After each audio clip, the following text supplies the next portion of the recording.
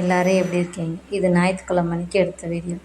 எங்கள் வீட்டில் 6 நாள் வெளியில் போவார். ஞாயிற்றுக்கிழமை ஆகிட்டா தேடி தேடி வேலையை செய்வார். அதை அப்படி செய்ய ஆரம்பித்தது தான்.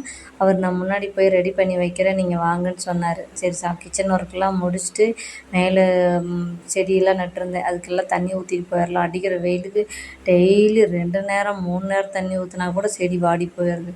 அந்தளவுக்கு இருக்குது. அதனால் நேராக போய் செடிகளுக்கெல்லாம் தண்ணி ஊற்றிட்டு பாப்பா மேலே போனதுக்கப்புறம் விளையாண்டுக்கிட்டு வரவே மாட்டேன்ட்டாங்க. அப்புறம் நான் கீழே இறங்க மாட்டேன் கீழே இறங்க மாட்டேன்னு ஓடியாண்டுட்டு இருந்தாங்க. எப்பயும் கீழேருந்து மேலே பார்த்து திராட்சை பழம் கேட்பாங்க. இந்த டைம் மேலே ஏறி உட்காந்துட்டு திராட்சை பழத்தை பிடிங்கி கொடு பிடிங்கி கொடுன்னு காட்டிகிட்டு இருந்தாங்க.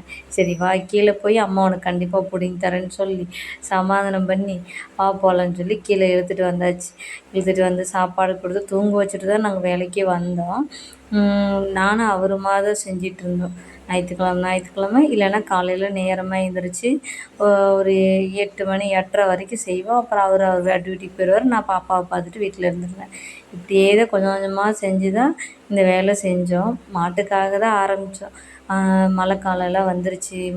வெறும் தகரம் மட்டும்தான் வச்சு அடைச்சிருந்தோம். சரி இந்த டைம் கொஞ்சம் செவுரெல்லாம் வச்சு நல்லா சுத்தமாக ரெடி பண்ணலாம். 2வது கரண்ட்டே இல்லை. கரண்ட் இல்லாமல் தான் இவ்வளோ நாள் வச்சு சோப்பேற்றிட்டு இருந்தோம். அது மாதிரி தண்ணியும் இல்லை. பக்கத்து வீட்டில் பிடிச்சி தான் எல்லாம் பண்ணிட்டாச்சு. சரி இன்னும் ஒவ்வொன்றா ரெடி பண்ணலாம்.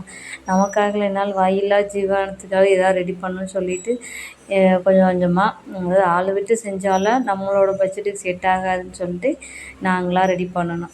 எங்கள் வீட்டில் கம்பி வச்சு காங்கிரீட் போட்டிருக்க பண்ணி எங்கள் ஆள் மரத்துலேயே காங்கிரீட் போட்டு அது செலவை மிச்சம் பண்ணுறாராம். அதனால் அப்படி ரெடி பண்ணிவிட்டு இதை நீ வெளியிலலாம் சொல்லாத அப்படின்னு சொல்லி என்கிட்ட வேறு சொன்னார். அப்புறம் ஒரு வழியாக எல்லாம் முடிச்சுட்டு அந்த ஒரு தகரம் மட்டும் வச்சு அடைச்சா நீட்டாக இருக்குன்னு என்னால் தகரத்தை தூக்க முடியாது. அந்த அளவுக்கு நான் ஒரு பலசாலி இல்லைன்னு சொன்னதுனால சரி நான் தூக்குறேன், நீ ஜஸ்ட்டு ஜாயின் பண்ணி போட்டு 2 முறுக்கு விடு, நான் அப்புறம் வந்து டைட் பண்ணிக்கிறேன் அப்படின்னு சொன்னார். சரின்னு சொல்லிட்டு நானும் அவரும் போராடி தூக்குனார். நான் என்னால் முடிஞ்ச வரைக்கும் நான் டைட் பண்ணுறேன் அப்படின்னு சொல்லிட்டு டைட் பண்ணிகிட்ருந்தேன். இதில் என்ன ஒரு இதுன்னா 2 பேர் வேலை செஞ்சா சண்டை வராமல் வேலையே செய்ய முடியாது. அது எங்கள் வீட்டில் மட்டுமா இல்லை எல்லா வீட்லேயும் அப்படி தானான்னு தெரியல. 5 நிமிஷம் நல்லா இருந்தால் 10 நிமிஷம் சண்டை கட்டி அதுக்கப்புறம் நீ பேசுவியா நான் பேசுவேன் நீனே பொழப்பு ஓடிடும். ஆனால் சித்த நேரம் கழித்து நாங்கள் 2 பேருமே பேசிக்குவோம். ரொம்ப நேரம் சண்டை கட்டிகிட்டுலாம் இருக்க மாட்டோம்.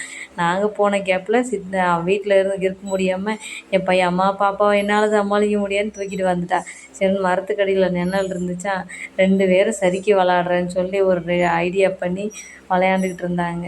சரி வீடியோ எப்படி இருந்துச்சுன்னு கண்டிப்பாக சொல்லுங்கள். இன்றைக்கான நாள் எங்களுக்கு இப்படி தான் போச்சு. உங்களுக்கெல்லாம் எப்படி போச்சு?